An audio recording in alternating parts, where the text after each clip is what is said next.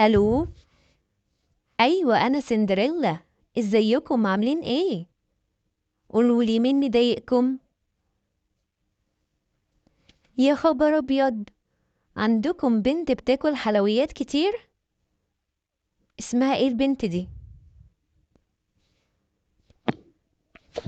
هي مش عارفة ان الحلويات الكتيرة ديت مضرة جدا بصحتنا، وكمان ممكن تبوظ لها اسنانها، واسنانها كلها تسوس، وتضطر تروح للدكتورة وتخلع لها اسنانها، واسنانها توجعها قوي لو خلعتها.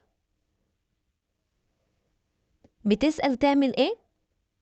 طبعا لازم تقلل كمية الحلويات اللي هي بتاكلها، وكمان تغسل أسنانها كل يوم قبل ما تنام وأول ما تصحى من النوم، وتحافظ على أسنانها. أيوة، كده أسنانها تفضل جميلة، وجسمها ما يوجعهاش، وما يجيلهاش أي أمراض بسبب الحلويات. خلاص، لو كلت حلويات تاني كلمونا واحنا نجي ناخدها ونوديها للدكتورة بتاعت الأسنان عشان تشوف أسنانها. مع السلامة.